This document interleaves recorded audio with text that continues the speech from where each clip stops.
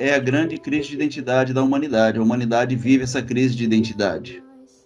Até hoje, entendeu? Não, se eu não me conheço e não conheço o meu pai, tudo que eu fizer vai ser uma crise de identidade, entendeu? A pessoa não vai viver a realidade. Por exemplo, são muitas palavras que você vai olhar para a Bíblia e você compreendeu ela do teu jeito e não do jeito que Deus falou. Então tem aquilo que é o que Deus disse e tem aquilo que é o que eu acho que Deus falou. Foi aquilo que eu entendi. Então o maior problema é esse. Se você pegar, por exemplo, Hebreus capítulo 11, versículo 6. Hebreus 11, 6. Sem fé é impossível agradar a Deus.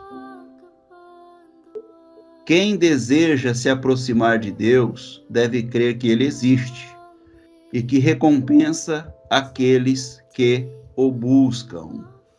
Sem fé é impossível agradar a Deus.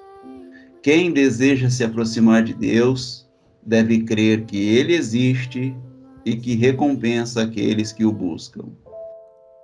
Eu vou falar aqui alguma coisa, como eu entendia isso e como eu vejo que a grande maioria da Irmandade entende esse versículo aqui. Tá? Depois eu vou explicar como deveria ser entendido no meu modo de interpretar ele, no modo que eu tenho de interpretação agora sobre esse evangelho vivo, esse evangelho orgânico que brota de dentro de nós. Então é dito assim, olha, sem fé é impossível agradar a Deus. Quem deseja se aproximar de Deus deve crer que Ele existe e que recompensa aqueles que o buscam. O problema aqui, irmãos, que eu vejo é as pessoas que elas olharam para esses versículos e elas imaginaram que, porque é dito quem deseja se aproximar de Deus, eu estou lendo Nova Versão Transformadora, tá? Às vezes vai estar diferente um pouco a sua aí. Quem deseja se aproximar de Deus. Então, tem como se aproximar de Deus, porque tem pessoas que desejam se aproximar de Deus. Então, essa proximidade aqui de Deus, sem fé, sem maturidade, é impossível viver uma relação plena. Então, sem fé, sem maturidade, nós não teremos uma relação com nosso Pai. Então, se eu começar a pensar que a fé não existe, irmãos, então eu vou perder esse contato dessa relação plena com meu Deus, com meu Pai. Porque essa relação se dá pela fé. Você tem que crer que já se consumou, ou você crê que não se consumou, ou você crê que ele já implantou, ou você crê que ainda você tem que buscar. Mas tudo isso envolve o quê? A fé. Em tudo se envolve a fé. Mas essa fé imatura, que eu falei na mensagem de Natal, essa fé imatura, o que acontece? Sem essa fé, sem ela maturar, sem ela amadurecer, então não haverá esse relacionamento pleno.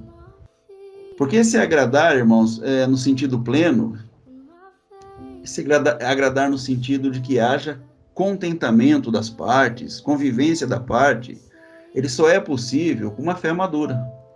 Por que as pessoas elas não se veem plenas, elas não se veem completas? Porque a fé dela é uma fé de criança, é uma fé imatura, é uma fé que ela não consegue ver essa relação que nós falamos aqui no versículo 14, versículo 15, que no decorrer aqui do texto você vai compreender isso.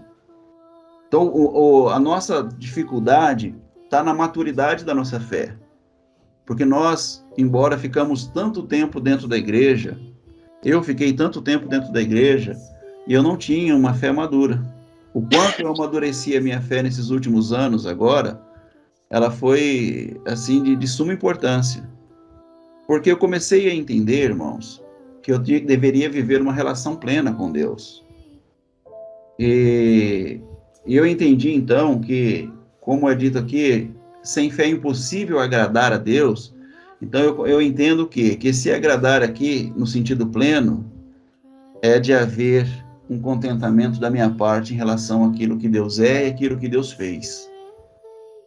Então, o apóstolo Paulo, em Filipenses 4:12, se os irmãos quiserem abrir, eu espero, em Filipenses 4:12, ele diz assim, olha, eu vou ler o versículo 12 do Filipenses 4. sei o que é passar necessidade e sei o que é ter fartura. Olha o que ele diz aqui, irmãos, na Nova Versão Transformadora. Aprendi o segredo de viver contente em toda e qualquer situação. Olha aí, irmãos, o que é esse sentido de contentamento, tá? Numa fé madura. Ele cita com essas palavras, pelo menos na versão nova, a nova versão internacional eu peguei aqui, que ela tá bem mais clara, tá? Aprendi o segredo de viver contente em toda e qualquer situação. Será que nós temos essa maturidade? Aí ele começa a explicar, seja bem alimentado, seja com fome, tendo muito ou passando necessidade. Eu aprendi o segredo de viver contente em toda e qualquer situação. Então, você viver contente em toda e qualquer situação é algo que você deve aprender, porque isso aqui é um segredo. Foi um segredo e é um segredo de uma fé madura. O segredo é a maturidade da fé, para que essa maturidade me faça pleno, me traga um entendimento pleno, para que haja esse contentamento de partes, tá, irmãos? Das duas partes. Ou seja, então, há uma plenitude, aquilo que é natureza, o propósito ou desígnio. Há uma plenitude. Quando Deus diz assim, eis aqui o meu filho amado, em quem eu tenho o meu prazer, ou seja, esse filho traduz exatamente aquilo que Deus queria revelar através dele. Então, quando Deus ele nos dá essa condição de compreensão, de maturidade e entendimento, irmãos, é como se Deus estivesse dizendo, madurou, está pleno, entendeu, este é o meu filho amado, em quem eu tenho o meu prazer. Seja esse filho a tradução exata daquilo que Deus quer revelar através dele. Então, para compreender isso aqui, esse versículo agora no entendimento do evangelho que a gente está mostrando para os irmãos aqui de dentro para fora, o evangelho orgânico. Você saber que ninguém pode viver essa relação de plenitude a não ser que creia que Deus é abençoador daqueles que o buscam. Ele é abençoador daqueles que o buscam. Então, a essência de Deus, olha, preste atenção, irmãos, a essência de Deus não é ser abençoado. E essa é a nossa essência. Deus, ele nunca fez nada para ser abençoado. Preste atenção, Deus, ele não é o que busca ser abençoado. Numa relação, Deus, ele não busca o favor. No relacionamento, Deus não busca o proveito daquele relacionamento. Em qualquer relação que Deus entra, ele entra para abençoar. Deus, ele é abençoador, irmãos, daqueles que o buscam. Só que nós vivemos o tempo inteiro como o quê? Nosso entendimento é de um ser que precisa ser abençoado. E quando eu entendo isso, a minha fé é uma fé de criança. Por isso que o Jesus ele repreende os discípulos no barco. Você lembra que há uma tempestade, há uma evidência ali de que eles podem de fato sofrer o dano, o barco pode ser arrebentado pelas ondas, pela tempestade, e os discípulos todos preocupados acordam Jesus e falam, olha mestre, não te importas que a gente pereça aqui? Aí Jesus ele olha para eles e fala assim, vocês são pessoas de pequena fé, ou seja, de uma fé infantil, de uma fé que não produz, de uma fé imatura. Vocês jamais entenderão a relação com esse tipo de procedimento, com esse tipo de compreensão. Vocês jamais se relacionarão com Deus como sendo Ele o vosso Pai abençoador, se você busca ser abençoado. Então, o maior problema está na forma com que nós estamos olhando para as condições nossa em relação ao nosso Pai e pelas condições do nosso Pai segundo aquilo que é o nosso entendimento. Como é que a gente interpretou esse versículo aqui, irmãos? A grande maioria interpretou o quê? Olha, sem fé é impossível agradar a Deus, não é? Então a gente ficou imaginando assim, bom, então eu preciso ter fé. A grande maioria pensa assim, então eu preciso ter fé para que Deus se agrade de mim. Quem deseja se aproximar de Deus, esse tem que ter um desejo.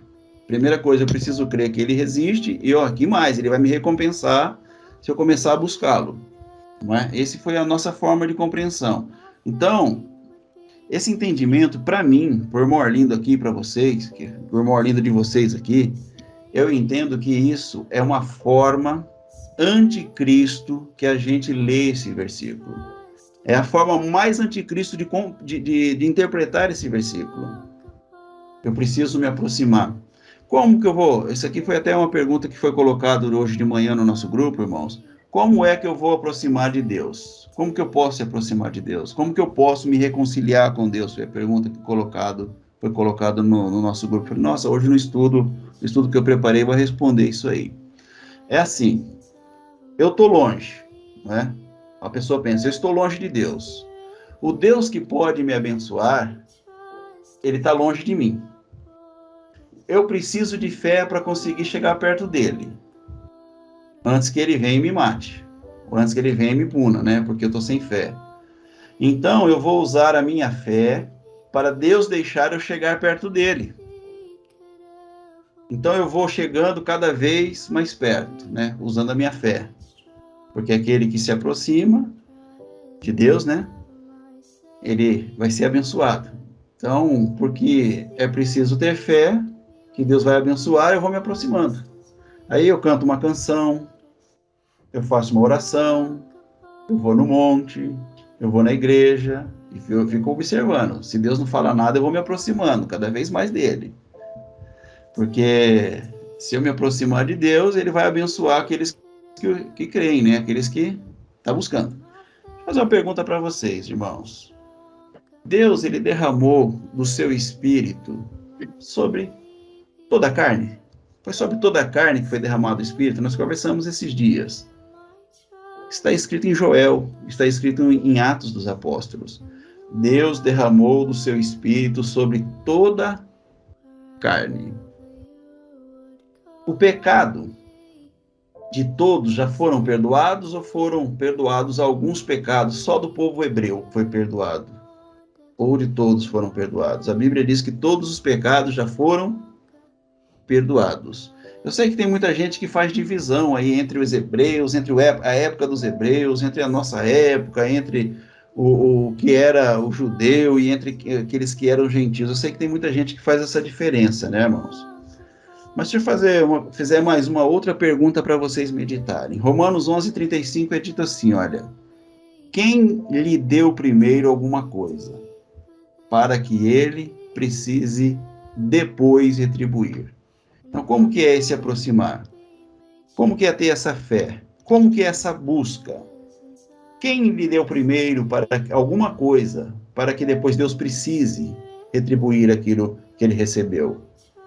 Quem foi que subiu ao céu e de lá trouxe alguma virtude para nós, irmãos? Alguém fez isso? Na história dos homens, alguém subiu ao céu e de lá começou a trazer virtude para a humanidade. Teve isso que aconteceu? Não, não teve. Nunca ninguém deu nada a Deus para que Deus tivesse que retribuir aquilo que a pessoa fez. Quem disse que a fé é para eu ir onde Deus está? Nosso entendimento foi esse. Mas quem foi que falou isso para nós? Que a fé é para eu ir onde Deus está e convencê-lo que sou digno de ser amado e abençoado. Esse foi o entendimento. A fé é para eu ir até onde Deus está. Então nós estamos falando de um Deus que é onipresente, irmão.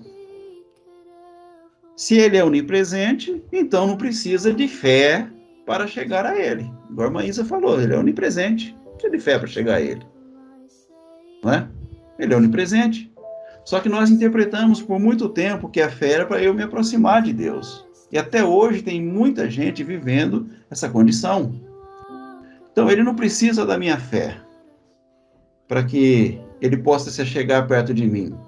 Se eu tiver fé, Deus vai se chegar a mim. Ele não precisa da minha fé, irmãos. Ele nunca se afastou.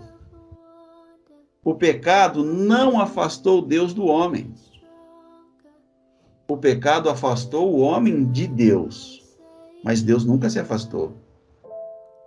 O pecado fez com que o homem pensasse, olha, eu conheço o que é certo, eu conheço o que é errado, eu não preciso de Deus para mais nada.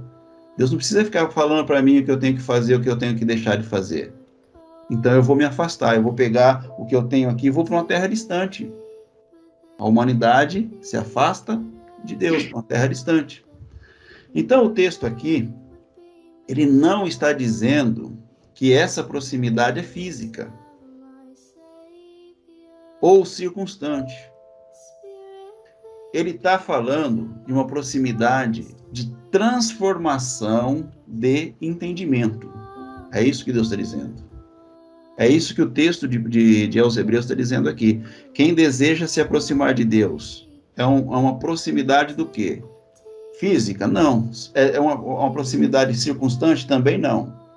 Ele está falando de uma proximidade de transformação de entendimento. Aquilo que os irmãos começaram a viver quando nós começamos a estudar o Evangelho de dentro para fora. Então, aquele que quer se aproximar de quem Deus é, olha só, não é de onde Deus está. Eu preciso me conformar ou me aproximar daquilo que Deus é, de quem Deus é. Por isso eu preciso conhecer a Deus, para eu saber quem exatamente eu sou. E conhecendo a Deus, a fé é para que eu me aproxime de Deus, para entender quem Ele é e saber quem o meu Pai é e que eu sou igual a Ele. Então, aquele que quer ser alguém próximo de Deus, aquele que quer buscar ser igual a Deus, aquele que busca ser igual a Deus, aquele que quer comungar a mesma natureza de Deus, aquele que quer revelar a natureza divina, irmãos, que ele quer comungar, ele quer transmitir isso. Então, aquele que quer ser participante de quem Deus é. Aquele que quer entender que tal qual Deus é, somos nós nesse mundo. Esse é o aproximar-se de Deus.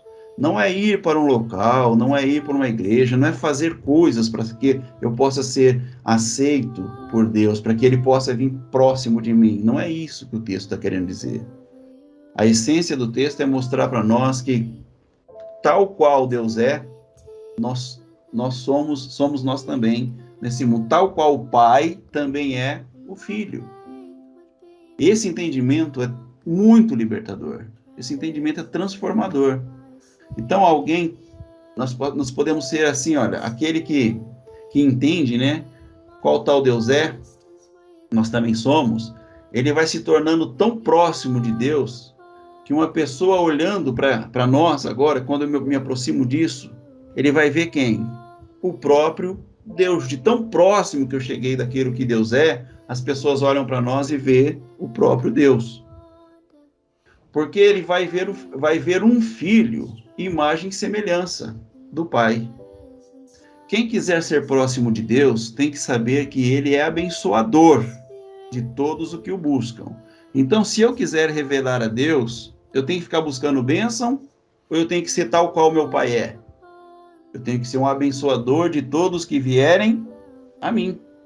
De todos que quiserem o meu Pai, que vierem buscar a Deus, eu sou o abençoador daquela pessoa. Quem quiser ser próximo de Deus tem que ter mente de Cristo. Tem que pensar em abençoar sempre e nunca em ser abençoado. É uma proximidade relacional, meus irmãos.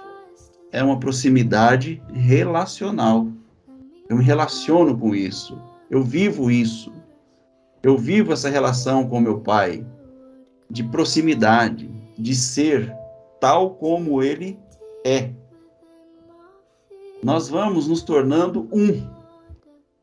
Agora, há uma alegria nessa relação, porque um corresponde ao outro. Pai, assim como eu sou contigo, Jesus disse, né? Eles também serão conosco. Essa proximidade de relação. Então, nós temos que olhar para a história do homem Jesus e ver a forma com que ele se relacionou com Deus Essa é a forma correta de nós nos relacionarmos com o nosso Pai. Então nós vamos nos tornando um. Eu e o Pai nós vamos nos tornando um. Nós vamos nos aproximando. Um vai se achegando ao outro nessa relação. Há uma correspondência agora. Eu correspondo ao meu Pai e o meu Pai corresponde a mim. Então Deus tem prazer em nos chamar de filhos, porque nós somos exatamente e correspondentes ao que está no coração dele. Então há um prazer, há uma alegria, há um contentamento da parte daquele que é o filho e daquele que é o pai. Então nós vamos a Deus para perguntar o que ele está precisando de nós. Olha só o relacionamento, irmãos. Quantas vezes você, na sua oração, se preocupou em ir a Deus para perguntar a Deus, o que o Senhor está precisando de mim? Eu acho que poucos. O irmão Serginho falou para mim hoje assim, irmão Orlindo, eu não estou nem sabendo orar mais. Depois que eu estou ouvindo essas conversas, esses vídeos aí, esse entendimento, nem orar mais eu estou sabendo. Mas a forma correta de orar é o quê, irmãos? É nós irmos a Deus para colocar para Deus aquilo que nós estamos precisando, ou nós irmos a Deus e perguntar para Ele, Senhor, o que o Senhor precisa de nós? O que o Senhor precisa de mim? Porque a gente só vai a Deus, irmãos, para falar do que nós estamos precisando, esse tempo todo. Você pode ver que a sua oração sempre foi essa. Seria bom se você anotasse um dia a sua oração e lesse ela umas 4, 5 vezes para ver se aquela oração ela tem o espírito de Cristo ou o espírito anticristo. Porque se tiver o espírito anticristo, você rasga ela e nem faz a oração. Rasga o papel, joga fora e escreve outra. Até você conseguir escrever uma oração que tenha o espírito de Cristo, o espírito de um abençoador, e não de um ser que precisa ser abençoado. Vou fazer uma pergunta para vocês. Qual foi a última vez que você foi a Deus e disse, oi, papai, o que o Senhor precisa de mim? Qual foi a última vez que você teve esse relacionamento, essa intimidade com Deus? O que o Senhor está precisando de mim como seu filho, pai? O que o Senhor está precisando de mim como seu Cristo aqui? Onde é que o Senhor quer depositar a sua oferta, papai? Onde o Senhor quer que a minha vida seja sacrificada em favor de alguém? Quantas orações você fez nesse sentido, irmão? Onde o Senhor quer depositar a sua oferta? Onde o Senhor quer que a minha vida seja sacrificada em favor de alguém? Quem é que eu vou servir hoje, papai? Para quem o Senhor quer que eu entregue aquilo que de fato eu sou o abençoador? Quem é que eu vou servir hoje, papai? Para que ele te conheça como eu te conheço. Quantas vezes, irmãos, isso aí passou pela tua mente, pela tua cabeça? Quantas vezes você teve esse entendimento? Tem que ser sincero, nunca. Nunca, a religião nunca nos mostrou essas coisas. Nunca mostrou para mim essa intimidade com meu pai. Quantas vezes eu fui a Deus para colocar para Deus aquilo que eu necessitava. Eu nunca quis saber que aquilo que Deus queria de mim. Quantas vezes eu fiz as minhas orações, mas eu nunca me preocupei de falar para Deus quantos eu vou abençoar hoje para que eles vejam, Senhor, para que eles vejam o Senhor como eu vi. Quantos, irmãos? Para quantos eu vou falar do meu Deus para que eles também vejam Deus como eu vi?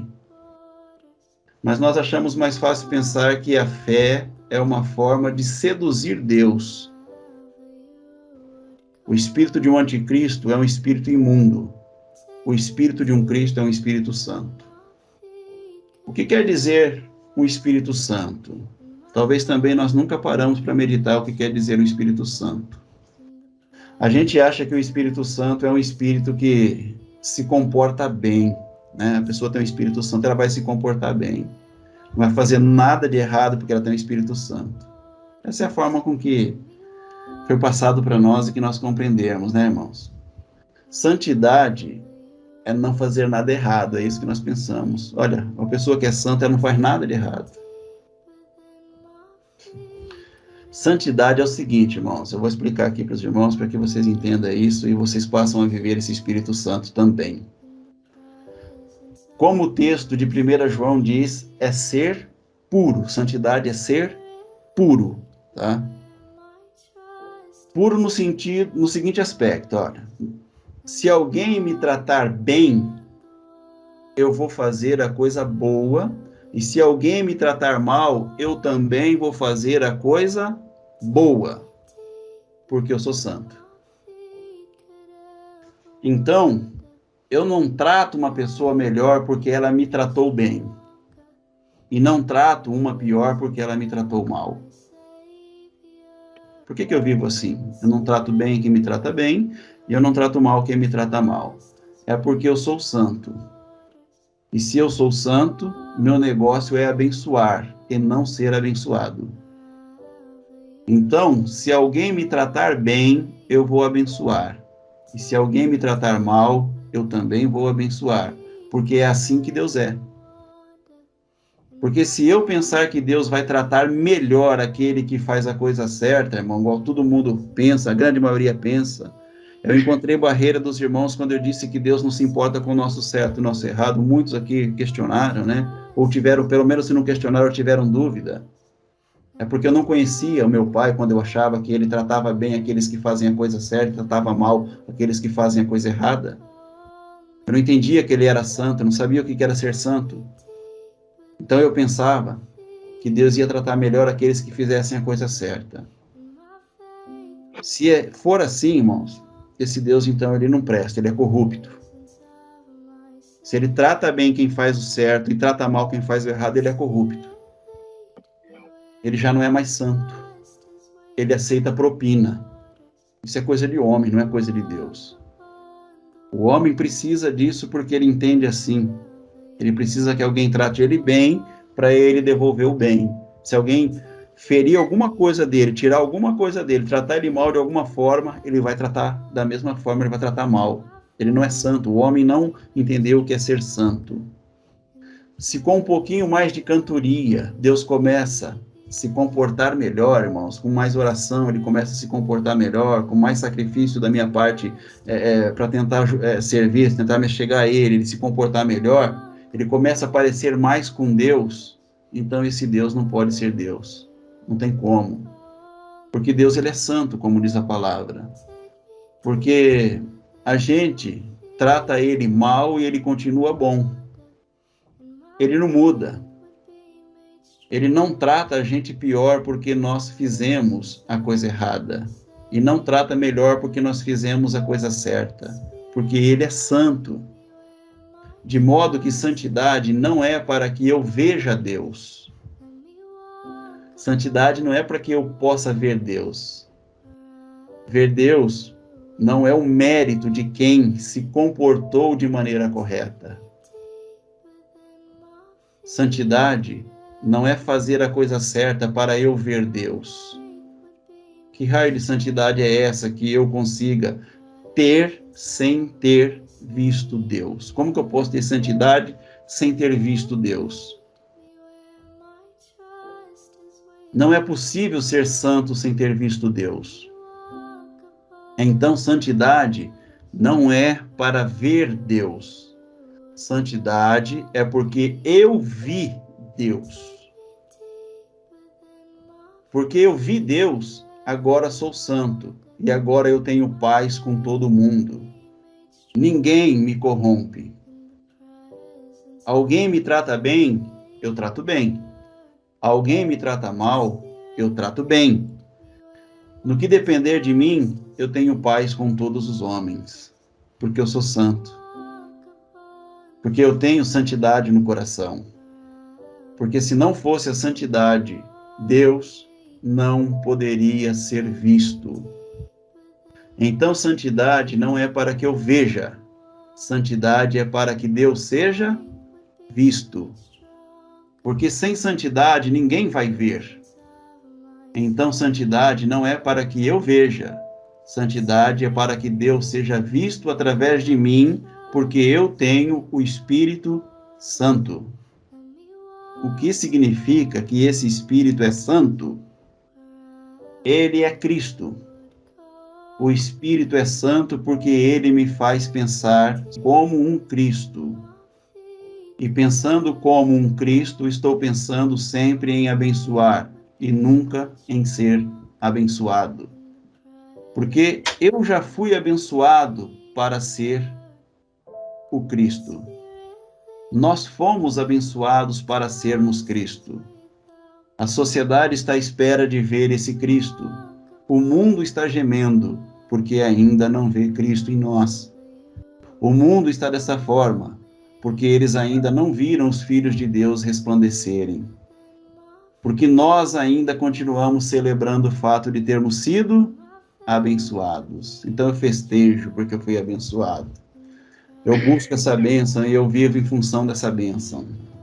A gente continua as nossas buscas para sermos ainda mais abençoados e não para sermos abençoadores. Sabe o que vai encher o mundo de glória, meus irmãos? Quando todos nós formos Cristo. Porque Jesus, no momento de subir à cruz, ele disse: agora glorifica o teu filho, para que teu filho glorifique a ti. Sabe onde está a revelação da glória de Deus? Na antecipação da nossa cruz. Ali está a revelação da glória de Deus. Na disposição de tomar a nossa cruz em favor dos nossos irmãos. Sabe o que vai encher a sua casa de glória, irmãos? É quando você estiver mais preocupado em abençoar sua família do que em ser abençoado por ela. Sabe o que vai encher o seu casamento de glória? É quando você estiver mais preocupado em abençoar seu marido ou sua esposa do que ser abençoado por ele ou por ela. Sabe o que vai encher nossas empresas ou nossos locais de trabalho da glória de Deus? Quando toda vez que a gente for lá trabalhar, a gente estiver mais preocupado em abençoar e servir e repartir e multiplicar com aquelas pessoas que estão lá trabalhando, do que em sermos abençoados naquele ambiente de trabalho. Quando a gente estiver disposto a transformar desertos em jardins, quando a gente estiver escolhendo as piores coisas desse mundo para fazer e não as melhores, quando a gente estiver escolhendo os ambientes mais difíceis e não os mais fáceis, quando a gente disser para Deus: Deus, me dá esse pedaço que ninguém quer, e a presença de um Cristo ali vai fazer aquele lugar um jardim, porque haverá a glória de Deus onde houver um Cristo.